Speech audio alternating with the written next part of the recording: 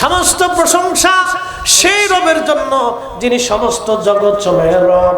আর আল্লাহ ডাক দিলেন, হাবিব আপনাকে আমি বাদ দিলাম না, আপনি তামাম জগৎ সমূহের রহমত, রেহেমের জগতেও রহমত, রুহের জগতেও রহমত, কবরের জগতে রহমত, দুনিয়ার জগতে রহমত, আখিরাতের জগতে রহমত, জান্নাতের জগতে নবী রহমত। চিৎকার মেরে বলবেন আল্লাহু আকবার। গরিব মানুষ, এতিম, দুস্থ, অভাবী, নিষ্পেষিত, এই অসুস্থ ব্যক্তির সেবা যেখানে হবে, এতিমের লালন পালন যেখানে হবে, সেখানে আমরা আছি। আমরা চাই সবাই সুখী থাকুক, শান্তিতে থাকুক। আল্লাহর নবী এই জন্য পৃথিবীতে ইনসাফ কায়েম করছিলেন। আল্লাহর নবী বলতেন, আমার উম্মত, আমার ফাতেমা যদি চুরি করে তাহলে আমি নবী নিজে তার হাত কেটে ফেলে দিব। এটাই হলো ন্যায় বিচার। একসাথে জোরে বলা যাবে আল্লাহু আকবার। আল্লাহর কোরআন বলতেছে, ইন্নাল্লাহা ইয়ামুরু বিল আদলি ওয়াল ইহসান, তোমাদেরকে হুকুম করতেছি তোমরা হক করবে, বেহক করবে না।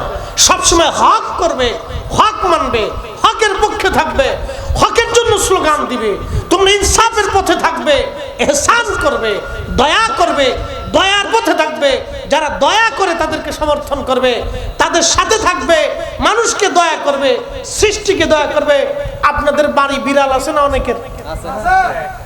আপনি যদি বিড়ালকে খাবার না দেন, লাথি মেরে দেন, কিয়ামতের ময়দানে এই বিড়ালের জন্য আপনাকে আল্লাহর কাঠগড়ায় দাঁড়াইতে হবে। ভাবতেছেন সহজে ছেড়ে দিবে? বাড়ি গরু আছে, খাবার দেন নাই, ময়দানে মেহশরে আল্লাহর আদালতে বিচারের কাঠগড়ায় দাঁড়াইতে হবে। কুত্তা আছে, খাবার দেন নাই, আল্লাহর আদালতে আপনাকে দাঁড়াইতে হবে। আল্লাহ আপনাকে ওই কুকুরটাকে আপনার অধীনে করে দিয়েছিল, ওই কুকুর আপনার বাড়ি পাহারা দিয়েছে, সারা রাত সে ডিউটি পালন করছে, কিন্তু আপনি তার বেতন দেন নাই। বেতন কি? 2 বেলা খাবার। ওর 2 বেলা খাবার আপনি দেন নাই, ও সারা রাত আপনার বাড়ি পাহারা দিচ্ছে, কিন্তু বেতন দেন নাই। এই জন্য কিয়ামতের ময়দানে আপনাকে আল্লাহর আদালতে দাঁড়াইতে হবে। ওই কুত্তা আল্লাহর কাছে বলবে, রব আমি তার বাড়ি পাহারা দিছিলাম কিন্তু আমার বেতন দেয় নাই, বলো তোমার বান্দাকে বেতন দিয়ে দিতে। এই জন্য আল্লাহর নবী রাহমাতুল্লিল, জোরে বলেন রাহমাতুল্লিল। শুধু আমাদের জন্য না, সবার জন্য। এই আল্লাহর নবী এইভাবে ইনসাফ শিখিয়ে দিয়ে গেছে। মুস্তাদরাক হাকিম লিস-সাহিহাইনের ভিতরে আসছে, রাহমাতুল নবীজি খেজুরের বাগানের পাশ দিয়ে নবীজি হেঁটে যাচ্ছেন মদিনায়। একটা উট দৌড়ে আসছে। উট এসে আল্লাহর হাবিবের কদম মোবারকের সামনে পড়ে মাথা নিচু করে নবীজির কদমের মধ্যে মুখ লাগায় কাঁদতেছে। উটের জবান খুলে গেল। উট কাঁদে আর বলে, ইয়া রাসূলুল্লাহ, ইয়া হাবিবাল্লাহ, নবী গো আপনার কদমে আমার আরজি। উট কি জন্য তুমি কাঁদো? বলে, ইয়া রাসূলুল্লাহ, আমার মনিব আমাকে শুধু মারে, আঘাত করে, কিন্তু খাদ্য দেয় না, কাজ বেশি বেশি করায়। এমন সময় পিছে পিছে ওই মদিনার সেই উটের মালিক দৌড়ায় আসছে। আল্লাহর নবী বললেন, ও উটের মালিক, তুমি কি উটের মালিক? বলে, হ্যাঁ ইয়া রাসূলুল্লাহ।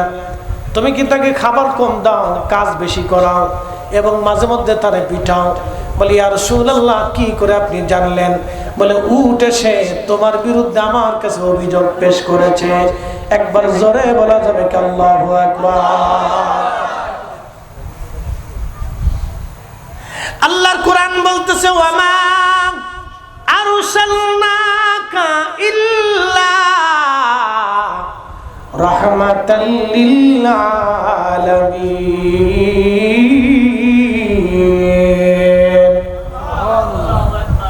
হুজুর আপনাকে পাঠাইছি ইল্লা হরফে ইসতিসনা, গুরুত্ব প্রদান করার জন্য।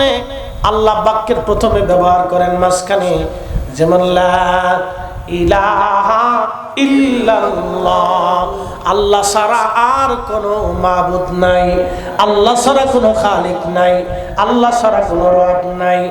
ইল্লাল্লাহ, আল্লাহ ছাড়া, ইল্লাহ শব্দ দিয়ে আল্লাহ, আল্লাহ ছাড়া যার কোনো মাবুদ নাই, এটাকে গুরুত্ব প্রদান করছেন।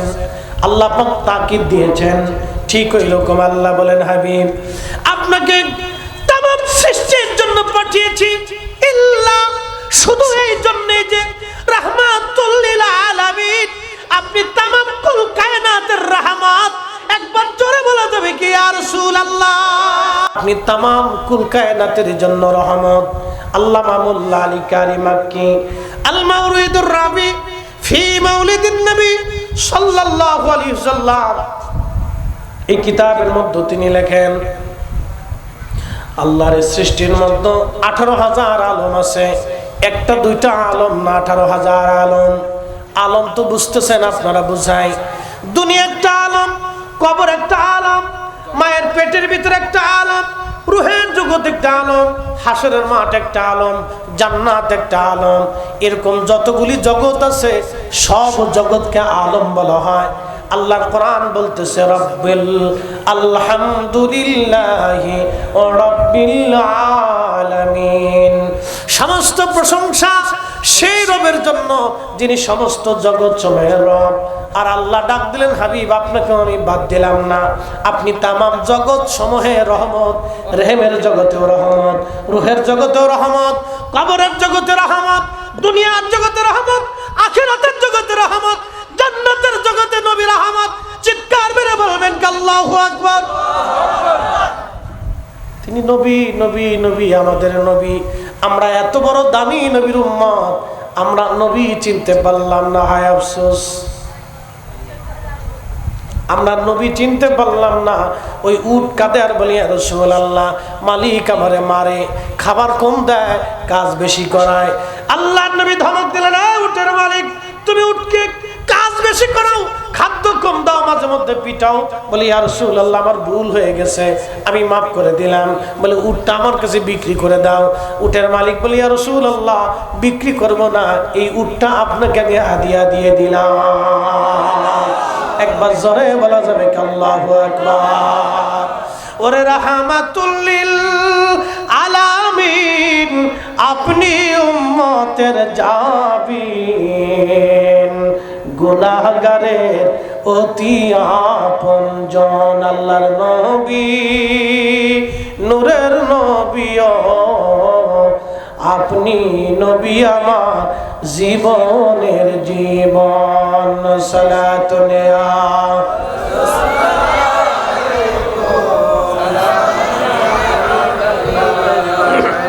সালাতুন ইয়া রাসূলুল্লাহ, সালামুন ইয়া হাবিবাল্লাহ আলাইকুম। মাহফিল দেওয়ার পিছনে একটা উদ্দেশ্য থাকে। সেই উদ্দেশ্যটা হলো, এই মাহফিল হবে দুইটা উদ্দেশ্য। একটা হলো মানুষ উলামায়ে কেরামের কথা শুনে হেদায়েত প্রাপ্ত হবে। 2 নম্বর হচ্ছে এই মাহফিল থেকে এই সমস্ত মাটির নিচে যত মানুষ কবরে চলে গেছে তাদের জন্য দোয়া হবে। প্রশ্ন করি, জবাব দিবেন। 100 বছর বয়সের কোন বান্দা কি এখন জীবিত আছে এখানে?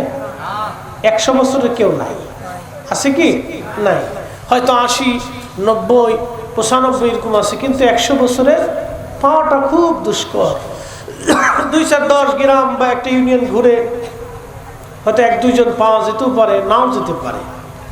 তার অর্থ হচ্ছে 100 বছর আগে এই গ্রামে যারা ছিল আজকে তারা নাই।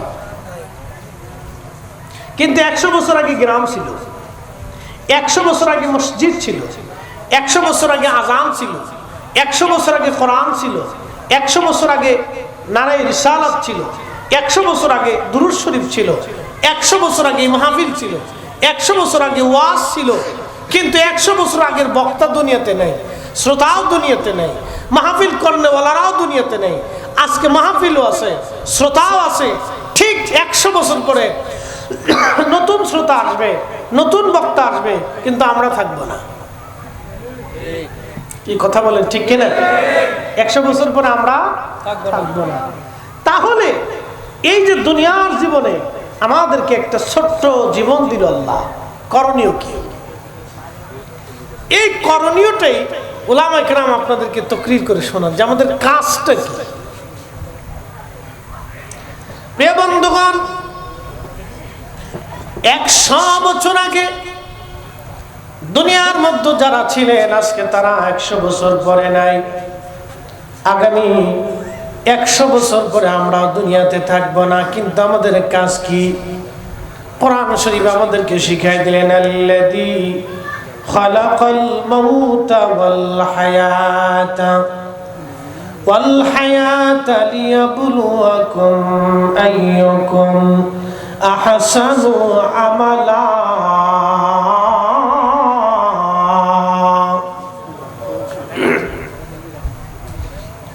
খুবই মনোযোগ দিবেন।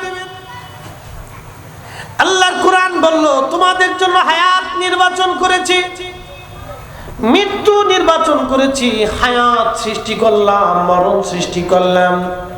আল্লাযী খালাকাল মাউত, তোমাদের মৃত্যু সৃষ্টি করলাম। এই যে দেখবেন আপনার সামনে চাচা মারা গেল, বাবা মারা গেল, ফুফু মারা গেল, মা মারা গেল, বন্ধু মারা গেল, গ্রামের মানুষ মারা গেল, আত্মীয় স্বজন মারা গেল, কিন্তু মারা যে গেছে এটা সত্য, মৃত্যুটাকে আমরা দেখলাম না। এই মৃত্যুর একটা রূপ আছে, মৃত্যুর একটা চেহারা আছে, এই মৃত্যুর আকৃতি আছে, মৃত্যুর দৈর্ঘ্য আছে, প্রস্থ আছে। মানুষের যেমন সৌন্দর্য আছে, আকৃতি আছে, মৃত্যুর একটা আকৃতি আছে। আল্লাহ মৃত্যুটাকে সৃষ্টি করলেন, আবার এই মৃত্যুটাকে আল্লাহ মৃত্যু করে দিবেন। মৃত্যুটা এক সময় শেষ হয়ে যাবে, মরণেরও মরণ হবে। যে সময় মরণের মরণ আসবে, তামাম সৃষ্টির মধ্যে আর কোনো মউত আসবে না। আল্লাযী খালাকাল মাউতা ওয়াল হায়াত, তোমাদের মরণ আর হায়াত আমি আল্লাহ সৃষ্টি করলাম। এই জন্য সৃষ্টির ভিতরে আল্লাহর কোনো মৃত্যু নাই। আল্লাহু লা ইলাহা ইল্লা হুয়াল হাইয়ুল কাইয়্যুম। কোরআন বলতেছে, আল্লাহ বলতেছেন, হাবিব উম্মতকে জানান, আমি সেই রব, আমি চিরঞ্জীব, চিরস্থায়ী। আমি আল্লাহ শুরু নাই, শেষও নাই। আমি আল্লাহর উত্তর আর দক্ষিণ, পূর্ব পশ্চিম। আমি আল্লাহর কোনো দৈর্ঘ্য প্রস্থ ব্যাস ব্যাসার্ধ কিছু নাই। আমি আল্লাহ অসীম, আমি আল্লাহর কোনো সীমানা নাই। একবার জোরে বলা যাবে কি সুবহানাল্লাহ? অ্যাটেনশন, খুব মনোযোগের সাথে কথাগুলি শুনবেন। আমি খুব ইম্পর্টেন্ট কথা বলার চেষ্টা করব আপনাদেরকে নিয়ে। এই যে হায়াত এবং মউত, আগে বলছি 100 বছর আগে কেউ আজকে নাই, 100 বছর পরে আমরা কেউ থাকবো না। তো এই সামান্য জীবন আল্লাহ দিলেন, করণীয় কি, কাজ কি, আমাদের কি কাজ? যে বেটা আমাদের দেশে 36,000 কোটি টাকা চুরি করে নিয়ে গেল, ধরে এই বেটা 36,000 কোটি সারা জীবন খেয়ে শেষ করতে পারবে? তার ছেলে মেয়েরা পারবে? পারবে না, কিন্তু নিয়ে গেছে। বিরাট দরবেশ, সর্বনাশ। কারে কয় দরবেশ? তার চুল সাদা, দাড়ি সাদা, পাঞ্জাবি সাদা, টুপি সাদা, আবার আমি সহিহ হাদিস ছাড়া কিছু মানি না। কত বড় সহিহ হাদিস মানিয়ে বলা? 36,000 কোটি, পদ্মা সেতুর খরচা হয়েছে 32,000 কোটি, আর এক বেটা রয়ে গেছে 36,000 কোটি। তাহলে এই জীবনের কি প্রয়োজন বলুন? কি জীবনে আছে, কি সুখ আছে জীবনে, কি শান্তি হলো? এখন যদি তার কবর দেওয়া হয়, আমার মনে হয় অনেক মানুষ তার কবরে যায় পেশাব করবে। ঠিক আসতে বলেন, জোরে বলেন। তাহলে এই জীবনের কি প্রয়োজন আছে? অনেক মানুষ কবরে জুতা নিক্ষেপ করবে, তাহলে এই জীবনের কি প্রয়োজন আছে? এই ছোট্ট জীবন, করণীয় কি? ছোট্ট জীবনে আমাদের কাজ কি? অনেকেই ভাবতেছে হয়তো আমি 1000 কোটি টাকার মালিক হব, 1000 কোটি টাকার মালিক হয়ে যাব, কিন্তু না। মালিক আপনি হলেন, ছেলেটা মদ পাই হলো। মালিক আপনি হলেন, ছেলেটা নেশাখোর হলো। মালিক আপনি হলেন, মেয়েটা বদ চরিত্রবান হলো। 1000 কোটি টাকার মালিক হয়ে কোন জীবনেও শান্তি পাইলেন না। না পাইলেন দুনিয়া, না পাইলেন কবর, না পাইলেন হাসর। এমন জীবন করিও গঠন, হাসিবে তুমি কাঁদিবে ভুবন। এমন জীবন করিও গঠন, হাসিবে তুমি কাঁদিবে ভুবন। এই 17 বছর ধরে একজন ক্ষমতায় রইল, মুহূর্তের ভিতরে মানুষ তারা আন্দোলন করে পাঠাই দিল। কিন্তু শাহজালাল 850 বছর ধরে বাংলার মসনদে এখনো বসে আছে। কোনো সেনাবাহিনী লাগে নাই, মন্ত্রী পরিষদ লাগে নাই, কোটি কোটি মুসলমান তার জিয়ারতে যায়। কথা বলেন ঠিক কিনা? এজন্য ওলিরা দুনিয়ার মসনদের লোভী হয় না, ওলিরা হয় রাসূলুল্লাহর আদর্শের মসনদের লোভী, ওলিরা হয় নবীর কদমের গোলামের লোভী। কথা বলেন ঠিক না? এজন্য আমরা সুন্নিরা নবী নবী করি, আমাদেরকে মানুষ বেদাতি কয়, পাগল কয়, আমরা বেদাতি। একজন মানুষের প্রত্যেকদিন লাগে 1 কেজি চাল, ধরেন 1 কেজি কি খাই শেষ করতে পারে? একজনে পারে না। হাফ কেজি চাল লাগে, তাহলে 365 দিনে কয় কেজি লাগে? অর্ধেক লাগে, 150 কেজি। 150 কেজি 250 কেজি চাল প্রত্যেক বছরে লাগে। 250 কেজি চাল হলে প্রত্যেক বছরে চলে যায়, তাহলে 250 কেজি করে 60 বছর হিসাব দেন কত মন চাল লাগে। এত মন চাল হলে একজন মানুষের জীবন পার হয়ে যায়। হয় আপনার 100 মন চালে একজন মানুষের জীবন পার হয়ে যায়। তো 100 মন চালের দাম কত হয়? তারপরেও মানুষ চিন্তা করে মানুষের মাথা কেমনে কাটবো, চুরি কেমনে করবো, এই রক্ত শুষে কেমনে খাবো। বলেন, যারা হাজার হাজার কোটি টাকা নিয়ে চলে গেল, ওরা আমাদের সবার টাকা নিছে। কি আওয়ামী লীগ, কি বিএনপি, কি জাতীয় পার্টি, কি জামাত, কি সুন্নি, কি হিন্দু, কি বৌদ্ধ, কি খ্রিস্টান, 18 কোটি মানুষের টাকা চুরি করছে। 18 কোটি সবার টাকা নিছে। ওর বাপের টাকাও নিছে, ওর ছেলের টাকাও নিছে, ওর স্ত্রীর টাকাও নিছে, ওর বাড়ি যে কামলা খাটে তার টাকাও নিয়ে গেছে। আপনি হিসাব খুঁজে দেখেন, ও কাউরে ছাড় দেয়নি। তার মানে যারা আমার দেশের গরিব মানুষের টাকা চুরি করে তারা আমাদের রাষ্ট্রের কেউ না, আমাদের সমাজের কেউ না, ও আমাদের সবার দুশমন। কথা ক্লিয়ার না ভেজাল আছে? আমি কারো বিরুদ্ধে বলার জন্য আসিনি, বুঝার জন্য আসছি বাবাজি। এগুলো আমাদের বুঝার দরকার, আমাদের শিখার দরকার। আগামীতে আমরা ভালো মানুষ নির্বাচিত করতে চাই। কি মানুষ? ভালো মানুষ, ভালো ব্যক্তিত্ব আমরা নির্বাচিত করব, তাদেরকে আমাদের কাছে রাখবো। আপনারা আমাদের আবার একটা বদ চরিত্র আছে, পয়সা না দিলে ভোট দেন না। ভালো মানুষকে নিজের পক্ষ থেকে পয়সা খরচা করে হলো তাকে নির্বাচিত করতে হয়। মনে রাখবেন, সে 100 কোটি টাকা আপনার পিছনে খরচা করিয়া 100 কোটি টাকা খরচা করে সে চুরি করবে 1000 কোটি, আর আরেকজনে খরচা করবে না 1 কোটি, কিন্তু সে আপনাকে দিয়ে দেবে 1000 কোটি। তাহলে অর্থ হলো কি? আমরা নির্বাচনে আগামীতে টাকা খাইয়া কারো ভোট দিব না, আমরা ভালো মানুষ দেখে ভোট দিব। কথা কোন ঠিক কিনা? এগুলো আমাদের আমানত, আমাদের দায়িত্ব। বলে হুজুর আপনি হঠাৎ করে নির্বাচনের ওয়ার শুরু করলেন কেন? নির্বাচন তো বহু দেরি আছে। কিন্তু এইগুলি না করলে এতদিন আমরা বলতে পারিনি, এতদিন আমরা বলতে পারিনি। একবার আমি এক জায়গায় ওয়াজ করছি পুলিশের বিরুদ্ধে, পরের দিন সকালবেলা 8টার সময় আমার ফোন দিয়ে আপনি জঙ্গিবাদীর মামলায় ফাঁসে গেছেন।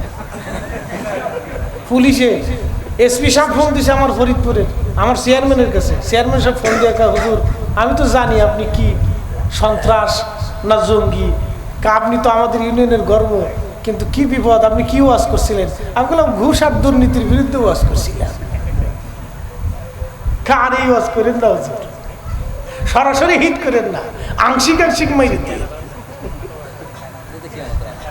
এগুলো কিয়ামতের আলামত। হ্যাঁ, আমি সেদিন চিন্তা করলাম সর্বনাশ, আমরা কোথায় আছি, কোথায় বাস করতেছি। ঠিক বাঙালি জাতি যদিও ধৈর্যশীল, কিন্তু ধৈর্য একবার হারা হয়ে গেলে বুঝা গেল এ আর রক্ষা নাই। কথা কর না, ঠিক কিনা? আমাদের একটা গুণ কি জানেন? বন্যা হয়েছে। কি হয়েছে? বন্যায় যারা ত্রাণ দিতে গেছে, এখানে কি আমরা দল দেখছি? সুন্নি, খারিজি, রাফিজি, শিয়া, হিন্দু, বৌদ্ধ, খ্রিস্টান, মুসলমান, আমরা কিন্তু এগুলো দেখিনি। আমরা দেখছি মানুষ যেই পানির ভিতরে টেনে উঠে লইছি, আবার সবাই পীর মাশেখ, উলামা, ফুদালা, সব দলের আলেমরা মিলে একসাথে, এবং সাধারণ ব্যক্তি, সাধারণ সংগঠন, যুবকরা, বৃদ্ধরা, মেয়েরা, ছেলেরা, ছোট ছোট কলেজ, স্কুল, ছোট ছোট বাচ্চারা পর্যন্ত টাকা কালেকশন করে তারপরে ত্রাণ দেওয়ার জন্য মানুষের কাছে ত্রাণ পাঠাইছে। তার অর্থ হচ্ছে আমরা কিন্তু ত্রাণ দেওয়ার সময় বলি নাই বেটা তুমি কি মিলাদ পড়নি, যদি মিলাদ পড়ো তাই ত্রাণ দিতাম না। আবার জেগে নেই তুমি কি মিলাদ পড়নি, যদি না পড়ো তা দিতাম না। এগুলি জিজ্ঞাসা হয় নাই। আমরা বিপদকালে বাংলার মানুষ এক এবং অভিন্ন। কথা বলেন ঠিক না? দেশের সাথে আমরা কি এক? জোরে বলেন, দেশের জন্য আমরা কি? দেশের জন্য আমরা কি? দেশের জন্য আমরা কি এক? দেশের সাথে আমরা এক। যদিও আমার মসজিদে মিলাদ হবে, আর এক মসজিদে হয় না। ওই মসজিদে যে হামলা করে জোর করে মিলাদ পড়ানোর দরকার নাই তোমার। কি কথা কর না? রসুলের ভালোবাসার জন্য দলিল লাগে না। কিছু ব্যক্তি আছে অন্তর থেকেই এমনিতেই দলিল এসে যায়। আপনি এদেশে ইয়া নবী সালামু আলাইকে বলে দাঁড়াবেন, 100 মানুষের ভিতরে 95 জন দাঁড়াবে। কতজন? 95 জন এদেশে মিলাদের সময় ইয়া নবী সালামু আলাইকে বলে দাঁড়াবেন, 95 জন দাঁড়ায় যাবে।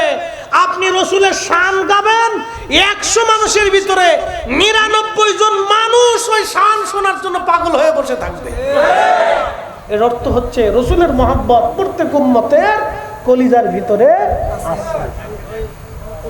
তার অর্থ হলো এমন জীবন করিও গঠন, হাসিবে তুমি কাঁদিবে ভুবন। হাজার হাজার কোটি টাকার মালিক হয়ে লাভ নাই, যদি মানুষ দোয়াই না করলো ওই টাকার 4 পয়সা মূল্য নাই। কথা কোন ঠিক কিনা? বন্ধু আমার খুব মনোযোগ দিবেন, যেহেতু আলোচনা আসছে আপনাদেরকে নিয়ে আজকে একটা ঘটনা আপনাদেরকে শোনাবো। আজ মানুষের হক মেরে দিলে কি হবে তার? এই যে আমরা আমাদের সমাজে বাস করি, আমাদের ডানে বামে সামনে পিছনে কত দরিদ্র মানুষ আছে, আত্মীয় স্বজন আছে। এই যে ধরেন আপনি যদি ভালো খাবার খান, আপনার বাড়ি দোতলা বিল্ডিং, আপনি দোতলা বিল্ডিং এ একতলা বিল্ডিং এ বসে ভালো খাবার আপনি খাচ্ছেন, সুন্দর খাবার আপনি খাচ্ছেন, কিন্তু আপনার প্রতিবেশী ভালো খাবারটা পেল না, সামান্য এই আপনার কি বলে খেজুর দিয়ে ইফতার করলো।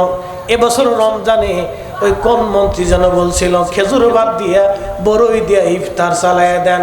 কত বড় শয়তান হলে আমাদের ইফতারে নিয়েও যারা ঠাট্টা করে, আল্লাহ এ জমিন থেকে শয়তান বিদায় করে দিছে।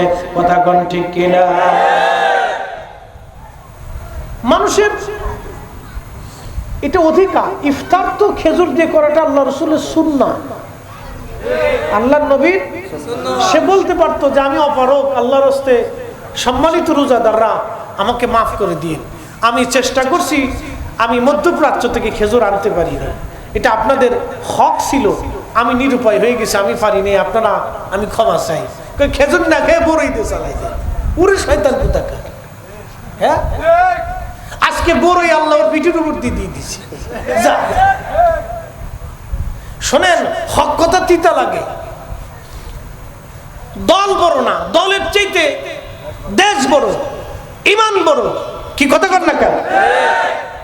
আমার দলে শুধু ভালো এই মন্তব্য হবে না, আমরা ব্যক্তি নির্বাচন করতে চাই। আমার সমাজে, আমার এলাকাতে আমার জন্য যে কাজ করবে আমি তার জন্য কাজ করব। কথা ঠিক কিনা? ব্যক্তি দেখতো ভালো ব্যক্তি যারা মানুষের হককে প্রাধান্য দিবে, এগুলো আমাদেরকে দেখতে হবে, এগুলো আমাদের দায়িত্ব। প্রিয় উপস্থিতি, আমাদের এই ছোট্ট জীবন, ছোট্ট জিন্দেগি আমরা কি করে গঠন করব নবীর সুন্নতের আঙ্গিকে? আমরা মারা গেলাম, জানেন জানাজা নিয়ে যাচ্ছে, এমন সময় অনেক সময় দেখবেন জানাজা উপস্থিত হওয়ার পরে লোকেরা বলে আহা লোকটা খুব ভালো ছিল, লোকটা খুব আমলওয়ালা ছিল, দেখলে সুন্দর হাসি দিয়ে কথা বলতো, বড় উপকারী লোক ছিল। আল্লাহর নবী সহিহ বুখারী এবং মুসলিমের মধ্যে নবীজি বলতেছেন, উম্মত রে, সাথে সাথে আমার আল্লাহ ফেরেশতাদেরকে ডাক দে, বলে ফেরেশতারা রে, তোমরা ওই বান্দার আমলনামায় লিখে দাও লোকটা ভালো। সবাই বান্দার প্রশংসা করে, আমি আল্লাহ আমার বান্দারে মাফ করে দিয়ে জান্নাতি বানাই দিলাম।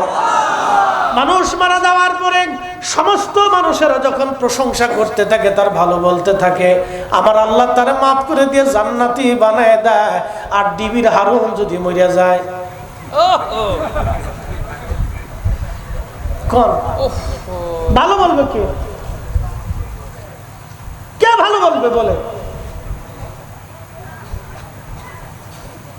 আমার এই ক্যামেরা চালা আমার এক ভাই, সে বলতেছে রাত্রি বসে বসে সে ভিডিও এডিট করতেছে, পুলিশে তারা ধরে নিয়ে গেছে, গায়ে তুই সরকার বিরোধী কাজ করিস।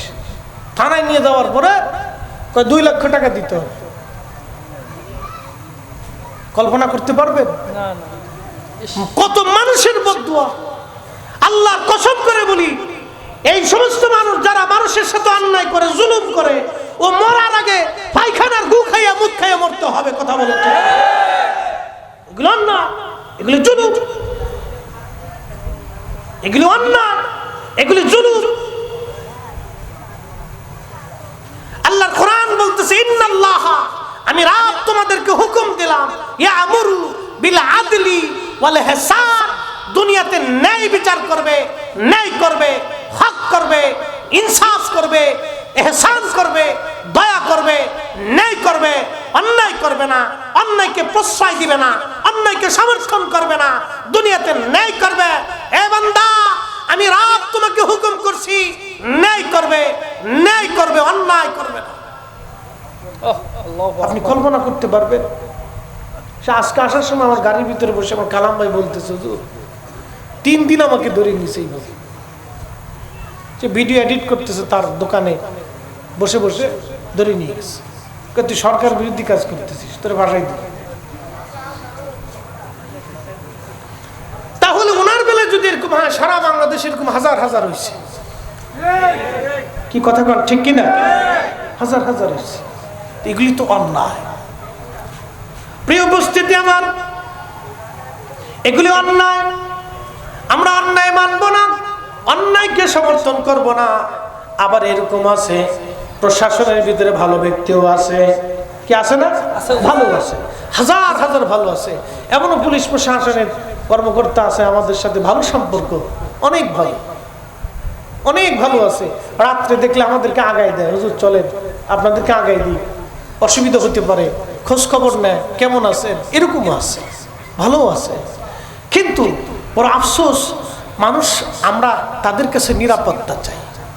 ধরেন গভীর রাত্রিবেলা একটা নারী এসে আপনার ঘরের দরজাতে টোকা দিল, আমি বড় বিপদগ্রস্ত, তখন আপনি কি করবেন? তাকে আশ্রয় দিবেন না তার দিকে কুদৃষ্টি দিবেন? যদি আপনি কুদৃষ্টি দেন, আল্লাহি বিল্লাহি ও তাল্লাহি, আল্লাহর আসমান কেঁপে উঠবে। সে কঠিন বিপদের মুহূর্তে আপনার কাছে আশ্রয় চেয়েছিল, আর আপনি তো আশ্রয় দেন নাই, বরং আপনি তার সাথে অন্যায় করেছেন। আল্লাহি বিল্লাহি তাল্লাহি, এই কঠিন সিচুয়েশনটা আপনার উপরে তো আসবেই, আপনার সন্তানের উপর আসবে। এই জন্য আল্লাহ জুলুমকে কখনোই সমর্থন করে নাই। জুলুমকে আল্লাহ ধ্বংস করেছে। জুলুমকে ধ্বংস করার জন্য আল্লাহর নবী পৃথিবীতে এসেছেন। জুলুমকে ধ্বংস করার জন্য সাহাবায়ে কেরাম রক্ত দিয়েছেন। জুলুমকে ধ্বংস করার জন্য শাহজালাল ইয়ামানি মুজাররিদি তলোয়ার হাতে এসে এই জমিনে দিন। অন্যায় অত্যন্ত নিকৃষ্ট। আপনি 1000 বছর ইবাদত করবেন, কোন ইবাদতে কাজ হবে না যদি খাদ্য আপনার হালাল না হয়, যদি খাবার হালাল না হয়। 1000 বছর ইবাদত করলেও 4 পয়সা দাম হবে না। এই জন্য অন্যায় অন্যায় বলতে হবে, জুলুমকে জুলুম বলা লাগবে। বাবাজি সাবধান, একটা কথা বলে দিয়ে যাই, দল বেদল আমরা বুঝি না, আমরা বুঝি যেখানে হক আছে সেখানে আমরা আছি। কথা বলে ঠিক কিনা?